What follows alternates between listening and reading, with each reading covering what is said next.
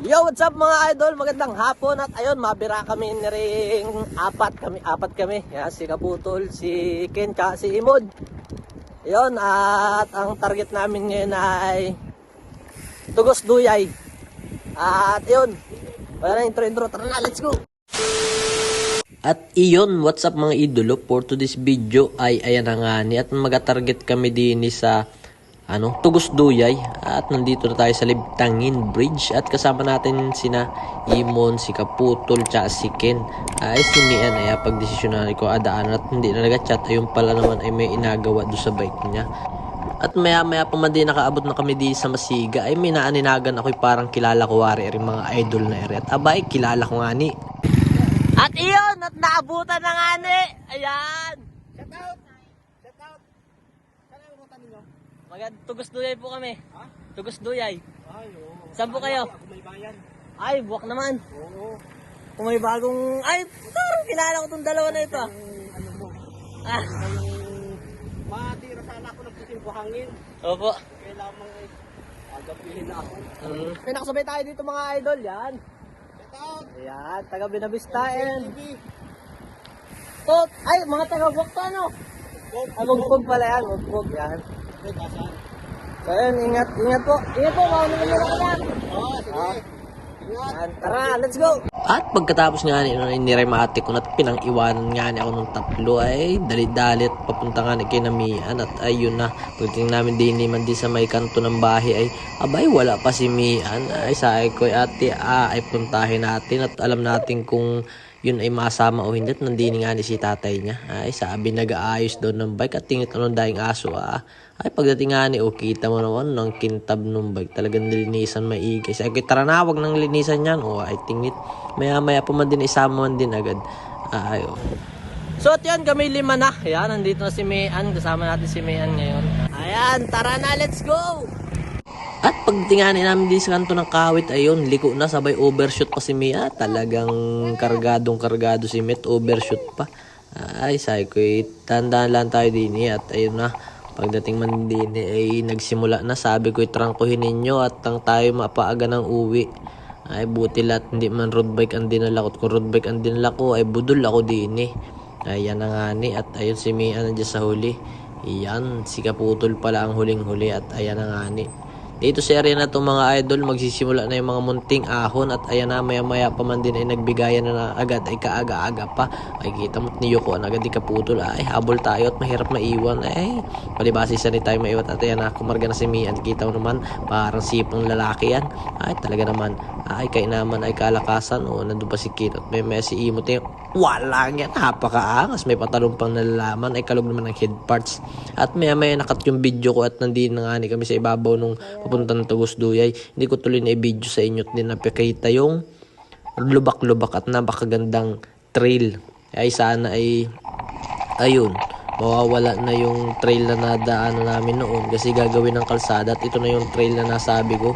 Yan, ito ang talaga nain sa iyo ko noong last 2020, 2021. Yan ang nakargahan ko noon. Yan, nung pandemic pa. Ito yun. Kasi napakaganda, may patag, may trail, may lusong, may ahon, ay saan ka pa. At maya pa nga yun, nag-overshoot si Mian, buti na lahat nakaligtas pa. Ay talaga sa'yo ko'y igihat, butit ako'y malayo, ay kuhang-kuha ka sana. Abay, sa'yo ko man din ay ingat-ingat, at ikaw pa naman ay amin, isa kang babae sa amin. Ay kita mo naman, ay ganun talaga, training yung training. Ay kung di mo naranasan ay hindi ka matututo. Ganun talaga kasama sa pagbabike yan basta mahalaga ingat tayo palagi mga idol at kita mo't nauna pa sa lusong yun nakaskargado at ayun si Kit nandyan lang sa likod dyan saka si Kaputol Imon at ayan na nga ni ito yun parang siguro mga 1km din tong lusong na to or more than at pagkatapos nyan ito na ang madadat nyan yung kalsada na may tulay dyan and ayun doon na mismo tayo sa medyo patag at may kaunti na lang na ahon. Yan, solve na solve to kasi ito ay mayroong 14 kilometers kada ikot. Yan, kaya kung gusto mong maglap, pwede ka dito mga 3 or 2 ikot. At ayun na nga nandito na tayo sa pinakang baba. Yan, nasa loob na tayo ng Tugos. Yan, Tugos to mga idol. Pag dinretso natin to, papunta naman tayo ng Duyay. Ayan, dito ay ito na yung tulay na napakaliit dito, pero isa na to sa palatandaan na nandito ka sa Tugos. Yan, kita mo naman yan, ahon pa rin yan mga idol. At yan, pagkaahon natin sa Psycho, intay natin si Imon. Hindi ko naman isipat overshoot din ako, ayun, lumampas, kaya ayan, tunuloy ko na. Dito na tayo naghintay kay Kaputol Imon na dumating, at pagkadating man din sa Psycho, tara na, at malayo pa tayo, ay mahaba-haba pang abiyahihin natin, ay nagpabanjing-banjing pa man din ang sipat para mga dalaga. At ayun na nga ni inunahan na tuloy tayo ni Mian, at ayan na, hinabol na ni Kin, at talagang may galit pa rin ito dito kay Mian, at sabi nga na natuhog-tuhog lang daw siya ni Mian sa ahon, kaya ayan, gustong bumawi.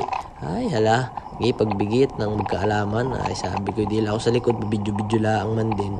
Ay tamang lang yan, chill ride na may konting palagan. At ayun na, iniwan na kami ni Imon, at ako nasa likod, si Kaputol naman yan nandyan sa violet na yan. Talagang nagakargahan talaga, gustong manalo kay Mian. At ayun na nga ni, iniwan na si Mian, kita mo naman yun, nagkargahan na nga ni, at ahon pa rin yan. Yan, ang dami ba yung ahon din sa Tugos Duyay na eri. At minsan nga ay adagala ako kay Dini sa Kabugsakan. Hindi ko pa napupuntahan yung Kabugsakan, ay isang bagay yun. Alam ko yung Dini sa bandang Dini, taas Dini, tapos mahiko ka lang Dini sa bandang kaliwa. At yun, yung daan papuntang Kabugsakan, yun yung left na yun. Yan mga idol. At ayun, unahan natin si Mian, at sunod naman natin unahan si Kin. Yan, kita mo naman, tayo lang yan, napakaangas. At tayo na, yung dalawa, ang layo ng agwat. Pero try nating habulin kung kaya. At ayun, mga kargado, tayo kababalik lang sa pagbike. Pero ayan, ganoon naman talaga. Kailangan natin paghirapan para bumalik yung dating lakas. Yun ha, sabi lang yun. At ayun na nga ni si Kaputol Imot, naghina na ng padyak. Ay, wala na, palubat na. At sabi ko, hintayin ko na yung dalawa. At yun na, umuna na si Kin. Sabi ko, nasa na si Mian, ba't wala pa? At maya nga dumating na. Ayan, sabi ko, diretso na tayo. At nang tayo makalapat na. At ayun na nga, palusong na kami Dini. Yan. Itong lusong na itong mga idol, nandito na yung papuntang Duyay. Yung diretso na yan, Paduyay. At dito sa kanan ay doon na tayo sa papuntang Tapuyan.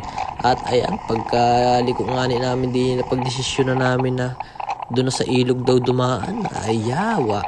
May ginalaanga tayo ay naka-MTB. Hindi tayo napalaban doon sa road bike natin. At yan na, kita mo naman talagang ilog na ilog yan. Talaga, siguro ito ay may 3 km siguro tong ilog na to, papunta doon sa labasan or more than. Kasi ayan na nga, nasabi, mali-mali kami ng daan, kaya akay malala. Iyan. At sabi nga namin ay doon tayo dumaan sa dinadaanan na lang ng truck para hindi tayo masyadong mabugbog. At di mabugbog yung bike natin. Kaso ayan, mali kami na nadaanan. At ayun, pagkatapos nga ay diretso pa rin kami. At hanap-hanap kami ng daan kasi nga ang daming sangasangang daan ng truck. Pero hindi naman kami dito maliligaw kasi ang pupuntahan din naman ito at ang baba rin naman itong ilog na to ay sa Libtangin. Kaya ayan, sa mga gustong mag-ride dyan ay mayroon na kaming video. At baka gusto ninyo ay maganda rin itong pakarerahan sa mga nagpapakarera dyan, ay isa to sa napakagandang ruta na masasabi namin at masasuggest namin. At ayun, tumigil si Mian at naghigpit nung hub sa unahan kasi medyo kalug daw. At nag-aalala din siya kasi ayun nga, para iwas din ang problema. Yan. Kita naman, kaya mag-isa. Hindi mo alam kung lalaki o babae. At ayun nga may sabi ko kayo nakaputol ba't kayo nag-iintay? At ayun na nga sabi nung isa bakit ang tigas nung aking braso ang sakit na ng braso ko may shock naman ako. Yung pala, hindi naman naka-on yung kanyang suspension. At ayun na, ginawitan pa ng towel para bumukas. Yung pala, pinahid pa sa mukha. Nang ginhawa nun. At pagkatapos nga na rin, nandun na, nag-angata na. At hinabol namin yung tatlo. At talagang iniwan na kami. Pagkaabot man din namin, siya na. Naiiwan na naman. At ang ganda ng daan din gandahan mo na rin ang shock mo para sulit na sulit ang iyong pag-ride. At ayan na nga medyo malapit na kami sa aming pupuntahan. At siguro ito ay mayroon tayong 2 km pa papunta ng labasan. At yung nakikita nyo doon sa malayo-layo ay yun, papunta na yun doon sa Mang Iliol. Mang Iliulis yung kasunod na barangay nung amin. Ayan. O, kita mo naman yan, ha? Napakalawak ng kalsada at may tao na, kaya hindi ka mawawala at hindi ka maliligaw. Kasi hindi ka nabulong. Ayan, di tilaman din yan. Ay, sabi ko sa iyo, sa mga pagpapakarera dyan, ay bakit di nyo po ito subukan? Napakaangas nito. Ang labas lang natin ay doon sa sabungan. Or pwede naman tayo dito lang mag-ikot-ikot sa ilog para hindi na tayo makaabala sa ating mga barangay. Ayan. At kailangan lang natin syempre yung medic, tsaka yung organizer din, paalam lang tayo sa barangay na nasasakupan. Ayan. At ito na nga ni, kumpleto na ulit kaming 5. Tumutungo na kami. Hinahanap namin yung daan papunta dun sa Libtangin, dun sa tulay. Kasi parang natagal ay nalao na, hindi namin makita-kita yung daan eh. At ayun na nga ni, nagtirahan na nga ni, tumira si Mian, hinabol ni Kaputol at lumabol na naman si Kin. Yan talaga namang may matinding hidwaan itong tatlo na ito. At kita mo naman parang hindi babae yung nasipa, talagang kargado pa rin eh. At ayun na nga ni, hindi ang malala, may ilog na. At tinira ni Kaputol, tinira ni Kin. Syempre, mindset ba mindset? Kaya dito lang tayo sa gilid. Gedli.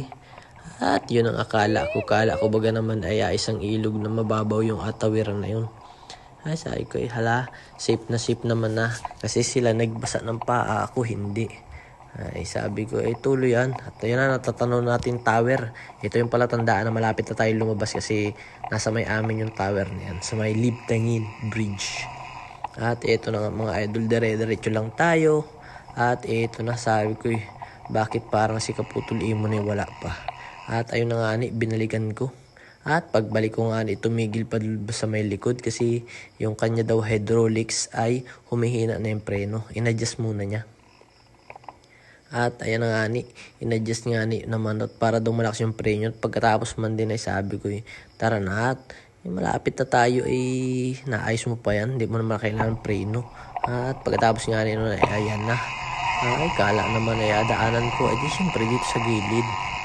Ayun pala, kala ko tapos na. Hindi pa pala. Narinig pa pala ang pinlapad na pinlalim pa. Wala tayong magagawa kundi suungin natin yan. Enjoy na lang natin kasi nandyan na tayo At ito na.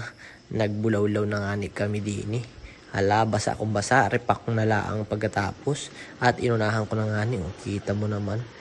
Tuloy sabi ni Pudoy. At sinundan nga ni naman ni Kin. Kita mo na kargado yun si Kin. Napakaangas. At tuloy. Naku, padyak pala ang para iyon na ang nasabi man di sa kwento. Tumukod na nga ni si Kin. At tawa pa maigi. Bawi ka lang sa sunod Kin. At pagkatapos naman si Kaputol Imo naman ang bumanat. Sinundan na nga ni. Kita mo naman yan. Napakaangas. Kargadong kargado. Tol, kargahe. Yan na. Abaw. Ibabaw man din at nasunod naman si Mian. Kuy Mian, sige. Kaya mo yan. Ikaw pa. Hindi ka naman kapatalo kay Kin Matik na yun. At ayun na. Nasa matigas pa rin ang kanyang gearing at pinilit. Kita mo naman kayang-kaya ni Mian. At ayun ang huli si Kaputol man din. At ayun, tumira, matik na yan. Walang hindi kaya yan. Nakita mo na, spinning todo malala. Ayan, umangat. Ayun na pagtapos nag-spinning pa. At pagtapos huwag na tayong umuwi. Tara, ligo na kita. Nandiyan na rin lahat tayo. At in-enjoy namin yung kaunting oras na mag-asama kami. Kahit konti kami ayun, in-enjoy lang namin yung pagkakataon. Kasi yung ganitong memory ay matagal pa bago maulit or basta yung ganitong biglaan ang masayang alaala. At pagkatapos naman din tara na't makauwi na kita at kita'y baka hanapin ni nanay. At ayan na, mag-impake na tayo, mag-gora na. At kita mo't mga pagod pero ayun na. At least may magandang alaala nga uwi. Yan na ang nasabit. Pagkatapos man din may ilog pa rin siyempre nga tawiran. Anli ilog yan. At ayun, tatanaw namin yung tulay doon sa bandaron. At napapalapit na tayo sa pag-uwi. Dyan din lang naman kayo makauwi sa labas. Lalim. Kita mo naman yan. At ayan pa, mayroon pa. Ang dami. Talagang auto-repack talaga tayo ng hubs natin mga idol. Tsaka yung ating mga bearing sa ating bottom bracket. Ayan yung puli natin. Nako, ang daming tubig niyan. At talaga wala tayong magagawa kundi enjoy lang yung pagkakataon na ganito. Kasi pagdating ng panahon ay sarap panoorin ng mga ganitong video kasi alaala to. Kasi hindi natin alam kung anong mararating ng bawat isa. Magiging tagumpay or yun, maraming pagsubok. Pero mahalaga kahit minsan naging masaya tayo sa buhay. At yung pagdating namin dito sa may tulay ay mayroon na naman huling ilog na aming tatawiran. Abaw naman at napanooran pa kami ng mga nanood at sabi bomba daw. Ano, hindi motor? At kita mo naman yun, ay wala tigil si Mian. Sabi ko, tuloy na yan. Wala na intro-intro yan. O, kita mo naman, ito na yung huling ilog na yan.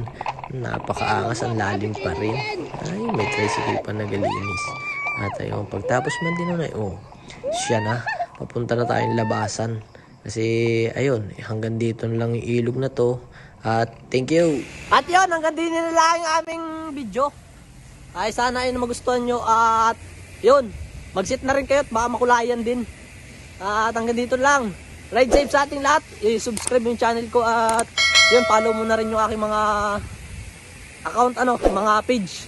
Alright, let's go!